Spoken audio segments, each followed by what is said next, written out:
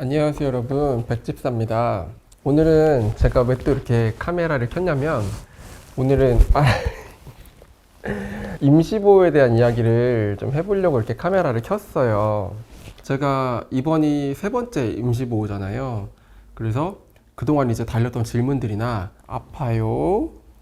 아니면 제가 임시보호하면서 느꼈던 점들, 그리고 가을 임시보호가 끝나고 이제 더 이상 임시보호를 못할 것 같다고 말씀을 드렸는데 왜 또 임시보호를 시작했느냐라고 많이들 물어보시더라고요. 그래서 그런 것까지도 한번 다 같이 말씀드려 보려고 해요.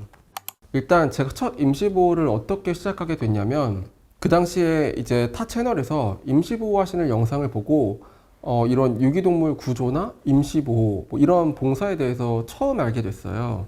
근데 제가 진짜 바보 같은 게 타니도 사실 천안에 있는 유기동물 보호소에서 데려온 아이잖아요. 근데 이제 보호소에서는 이제 직원분들이 출퇴근하시다 보니까 생후 3주밖에 안 된 타니는 거기 있을 수가 없어서 어느 한 봉사자분 집에서 타니가 있었다고 했었거든요. 그러니까 그게 임시보호인 거잖아요. 근데 저는 그게 임시보호였다는 걸 이제 2년이나 지나서 알게 된 거예요. 처음에 타니를 데려올 때까지만 해도 저는 그게 하나의 어떤 그 유기동물 보호소의 그냥 한 시스템인 줄 알았던 거예요. 너무 바보 같은 거예요, 이게. 그러니까 타니 임시보호자분이 두세 시간마다 잠도 못 주무시고 수유를 해서 살려놓으신 게 타니인 거예요. 그게 두 개가 이렇게 연결이 되고 나니까 뭔가 나도 이런 봉사를 한번 해보고 싶다, 이런 생각이 처음 들었었어요. 그리고 어쨌든 저도 이제 유튜브 채널을 통해서 임시보호를 알게 된 거잖아요. 그럼 나도 임시보호 과정을 이렇게 영상으로 담아보면 어떤 분들은 또 임시보호에 대해서 이렇게 알게 될 수도 있겠구나, 이런 생각을 가지고 이제 시작을 하게 됐어요. 그래서 이제 그 당시에 이제 유기동물 보호센터를 막 검색을 해가지고 결국에는 도로시 지켜줄 게 있었던 유소리 가족을 임시보호 신청을 하게 된 거죠. 임시보호가 하고 싶다고 이렇게 다 할 수 있는 것도 아니더라고요. 가족 구성원이나 뭐 집 사진도 보내드려야 되고, 최근에 이제 전화 인터뷰도 하고, 그런 어떤 과정을 거친 다음에 임시보호자로서 적합하다 싶으면 이제 보호단체에서 임시보호를 허락해 주게 되는 시스템이에요. 여튼 그렇게 해서 처음 만났던 게 이제 유소린의 가족이었어요. 유소린의 가족의 임시보호를 돌이켜 보면 되게 정신없고 힘들었고, 지금 생각해보면 되게 멘붕의 연속이었어요. 왜냐면 전염병 때문에 애들하고 완벽하게 2주 동안 격리에 있다 보니까 그것도 진짜 힘들었고, 아시겠지만 도토리는 또 데려와서 바로 다음날에 신장결석 때문에 2차 병원 응급실을 새벽에 갔었잖아요. 저는 동물병원 응급실을 그것도 새벽에 가본 게 처음이었거든요. 그것도 너무 멘붕이었고, 물론 결론적으로 도토리는 그때 입원했던 2차 병원에 계시는 부부 수의사님께서 입양을 해주셨거든요. 그런 기적 같은 일도 경험하긴 했지만 너무 멘붕이었고 걱정도 진짜 많이 되고 그랬었어요. 또 유소리 임시보호를 돌이켜 보면 힘들기도 했는데 안타까운 것도 너무 많았어요. 왜냐면 유소리가 나이도 어린데 심지어 겨울에 그냥 밖에서 새끼를 낳았던 거잖아요. 그리고 사람들하고는 무슨 일이 있었는지 모르겠지만 뭘 해도 이렇게 겁이 많고 사람을 되게 경계하고, 그런 걸 보면서 이게 아무렇지도 않게 다시 만들어 줄 수 있을 거라고 생각을 했거든요. 근데 그게 안 되는 거예요. 이제 그런 걸 보니까 되게 안타까운 마음이 되게 컸었고, 짧은 시간이었지만 어쨌든 정도 많이 들었으니까 또 유소리를 보내고 나서도 며칠 동안 되게 힘들었던 기억이 나요. 뭐 그래도 어떻게 일상으로 잘 복귀를 했어요. 근데 진짜 문제는 이제 가을일 때였죠. 사실 유소리 임시보호를 시작했을 때 이게 1년에 한 번 정도는 최소한 임시보호를 해보자라고 결심을 했었어요. 그래서 이제 유소리 임시보호가 끝나고 얼추 1년이 다 되어 갔을 때 두 번째 임시보호를 시작하게 된 거죠. 가을 임시보호를 돌이켜보면 힘들었던 기억은 잘 안 나요. 되게 재밌었고, 가을이한테만 집중할 수 있었잖아요. 그래서 교육시키기도 되게 좋았고, 또 가을이도 잘 배워줬고, 또 가을이가 되게 좀 억울하게 생긴 그 얼굴이 있어서 웃을 일도 진짜 많았어요. 걱정이 됐던 건 진도 믹스고 또 중형견이다 보니까 국내 입양이 많이 힘들다고 하더라고요. 이제 그런 입양에 대한 걱정은 좀 있었는데 그래도 정말 다행히 지금의 가을이 보호자님께서 입양을 결정해 주셔가지고 이제 떠날 일만 남았었죠. 근데 여기서 또 변수가 프랑스로 입양을 가려면 항체 검사를 하고 최소 3개월 후부터 이제 출국이 된다고 해요. 그래서 이제 보호단체 측에서 상황이 이런데 혹시 인보를 3달만 더 해주실 수 있냐라고 하셔서 이건 뭐 당연한 거잖아요. 당연히 가을이는 제가 데리고 있어야죠. 그래서 알겠다고 했고 이제 가을이는 그로부터 정확히 4개월 뒤에 떠나게 됐죠. 근데 그 4개월이 문제의 시간이었어요. 왜냐면 이제 입양도 결정이 다 됐고 걱정할 게 없으니까 그땐 진짜 무방비 상태로 가을이랑 너무 행복하게 지낸 거예요. 가을이를 보내기 며칠 전까지만 해도 사실 그렇게 실감도 잘 안 났고 슬프지도 않았어요. 왜냐면 어쨌든 가족을 만나러 가는 그런 좋은 일이잖아요. 그리고 또 하루아침에 갑자기 헤어진 것도 아니고 3-4달 전부터 이미 정해져 있던 일이니까 스스로도 가을이를 떠나보낼 준비가 되고 있다고 착각을 했던 것 같아요. 이제 그렇게 떠나는 날이 왔죠. 그날은 이제 새벽 5시에 일어나서 가을이랑 이제 마지막 산책을 하고 짐을 챙겨서 떠났어요. 공항에 도착하니까 거기서 이렇게 마지막 산책을 하는데 그때쯤 이제 실감이 나더라고요. 그리고 또 가을이가 이제 공항에 들어가서부터는 캔넬 안에 있었는데 한 번을 낑낑대지 않고 얌전하게 있는 거예요. 그게 뭘 알고 그런 건지 아니면 저희를 믿어서 그랬던 것 같은데 여러분 근데 이게 눈물이 나는 게 뭐 지금도 가을이를 못 잊고 슬퍼서 그러는 게 아니라 그냥 그날의 기억이 아주 좀 생생해가지고 가을이는 지금 너무 잘 살고 있잖아요. 그래서 사실 너무 좋아요. 기쁘고 뿌듯하고. 근데 이제 그날을 생각을 하면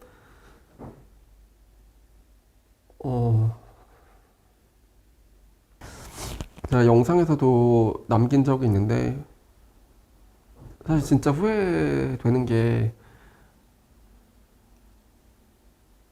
가을이한테 너무 고마웠다고 가서 잘 살라고 얘기를 못했어요. 그 얘기를 하면 너무 눈물이 날 것 같고 그러면 아무것도 모르는 애가 당황할 거잖아요. 그래서 그 얘기를 못하고 보낸 게 지금도 좀 제일 많이 후회가 돼요. 아무튼 가을이를 보내는 곳이 이렇게 자동문이 있거든요. 근데 저는 못 봤는데 가을이가 저 끝에서 흙집사랑 눈이 마주치고 계속 쳐다봤다고 해요. 이미 가을이는 보냈는데 그 말을 들으니까 이게 미치겠더라고요. 그래서 둘이 이제 가을이 얘기를 하지 말자고 약속을 했어요. 근데 진짜 다행이었던 게 그 일정이 끝나고 저희가 인테리어 미팅이 잡혀 있었어요. 그래서 막 얘기를 하고 하니까 가을이를 보낸 그 슬픔에서 좀 반강제적으로 나올 수 있었죠.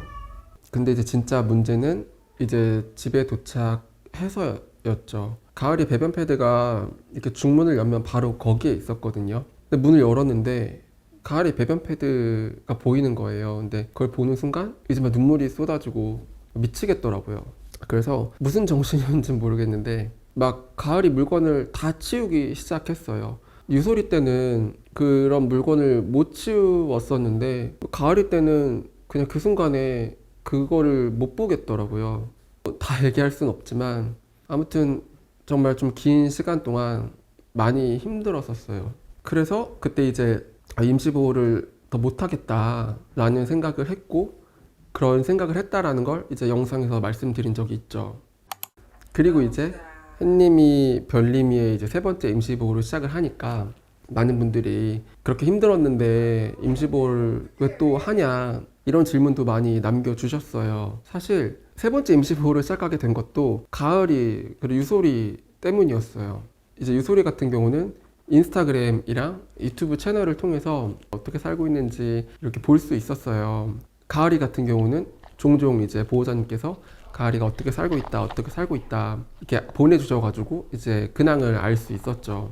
근데 연락이 돼서 그 사진을 보고 하면 너무 뿌듯한 거예요. 물론 가을이랑 유솔이가 좋은 가족을 만나서 살게 된 거에는 정말 많은 봉사자분들의 노력이 들어가 있지만 나도 거기에 조금 보탬이 되었구나 이런 생각이 드니까 이게 너무 뿌듯한 거예요.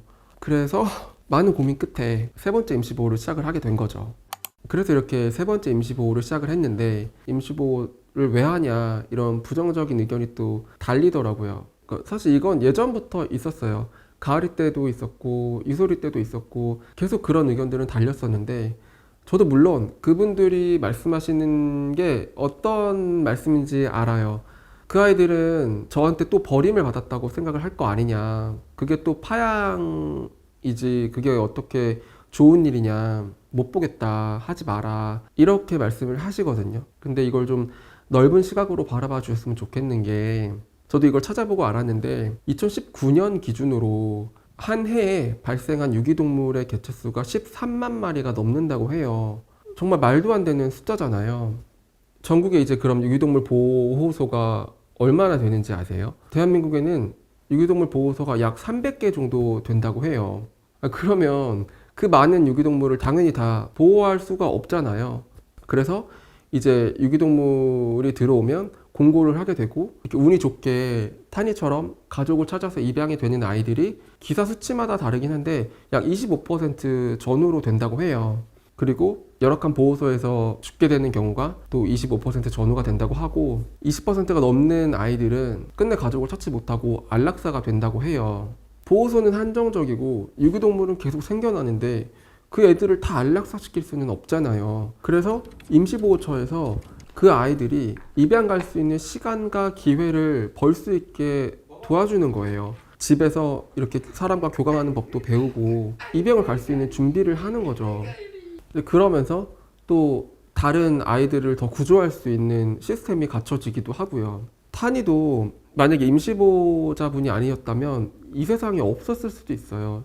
탄이는 태어나자마자 엄마가 죽어가지고 임시보호자분이 생후 3주도 안 된 애를 계속 수유해주고 배변시켜주고 그렇게 해서 살려놓은 아이예요. 정말 그런 아이들은 정말 수없이 많아요.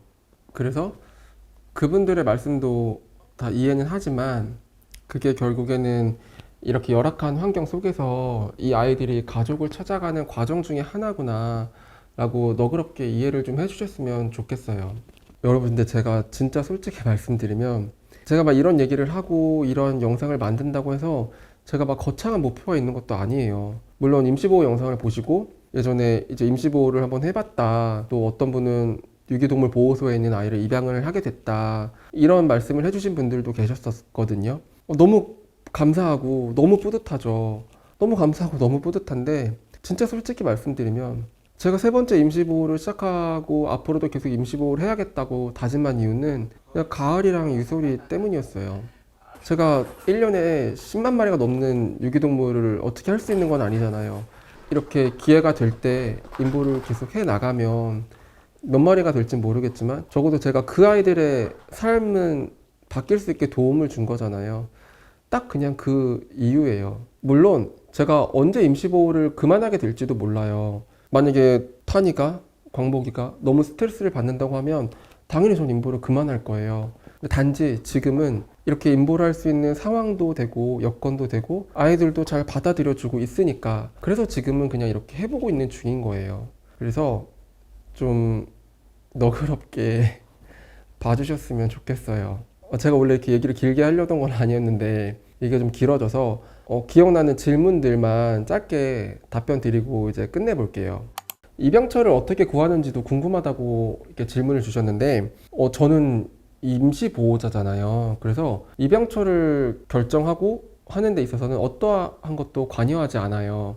그건 이제 전적으로 보호센터에서 결정해 주시는 거기 때문에 저는 이제 입양처가 결정이 되고 이제 그 날까지 아이들을 잘 임시보호를 해주는 역할만 하고 있습니다.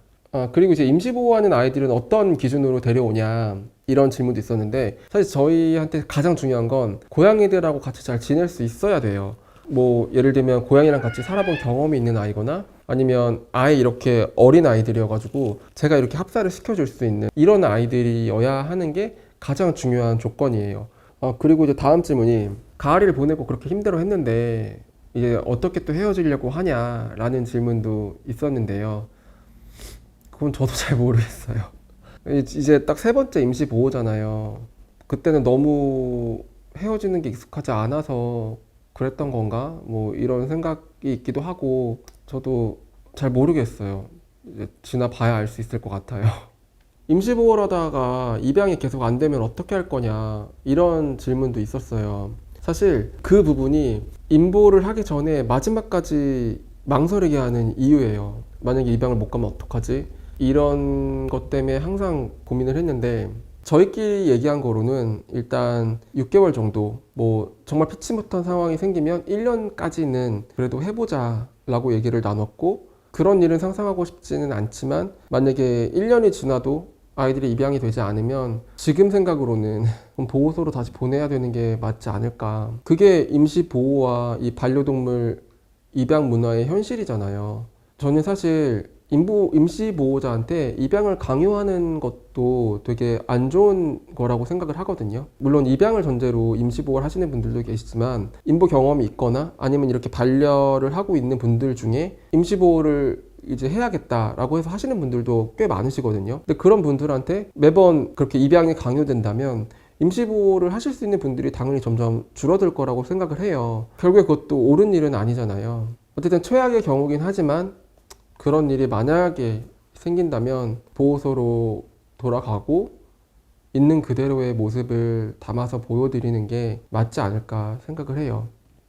그리고 이제 봉사의 종류가 많은데 왜 임시보호만 하시냐, 이런 질문이 있었는데요. 이건 제가 사실 극아이인 내향형인 사람이라서 저한테는 임시보호가 제일 잘 맞더라고요.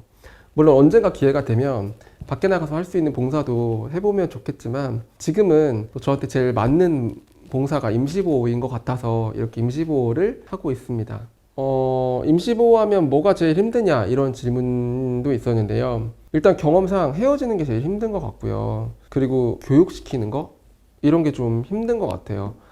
오늘 제가 어쩌다 보니 이렇게 첫 임시보호부터 지금까지 이렇게 쭉 말씀을 드려봤는데요. 사실 저도 잘 모르겠어요. 저도 이번이 고작 세 번째잖아요. 아직 경험이 별로 없으니까 앞으로 또 어떤 일이 일어날지 그런 것도 걱정이 되고 불안하기도 하고 한데, 저희보다 훨씬 힘들게 고생하시는 자원봉사자분들도 많거든요.